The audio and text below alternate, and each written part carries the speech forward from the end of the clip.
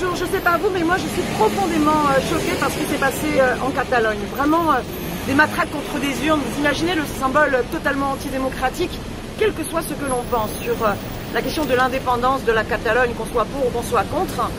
C'est terrible de voir la violence de la répression policière à l'encontre à la fois de tous les citoyens, les civils qui allaient voter, à l'encontre également des pompiers. Il y a des centaines de blessés, dont certains en état grave.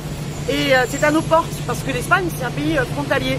Donc que fait M. Macron, le président de la République? Il devrait interpeller. J'ai vu qu'il y avait, par exemple, une délégation de parlementaires britanniques qui s'étaient rendus pour observer le scrutin et qui ont porté plainte au tribunal pénal international. Franchement, on voit bien aussi la crise très profonde que traverse l'Union européenne. On nous a forcé à mettre en place une concurrence entre les territoires, une politique ultralibérale et également une politique d'austérité. Et donc la colère des peuples, elle monte.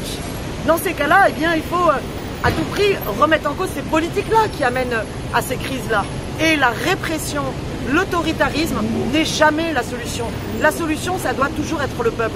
Franchement, en Espagne comme ailleurs, il faut penser à l'enjeu de permettre au peuple de se reconstituer. C'est pas pour rien qu'au niveau de la France insoumise, on soutient les démarches en faveur de processus constituants. En tous les cas, là, pour l'heure, aujourd'hui, il faut à tout prix qu'il y ait une pression internationale pour que cesse cette répression contre les urnes, parce qu'elle n'est pas acceptable.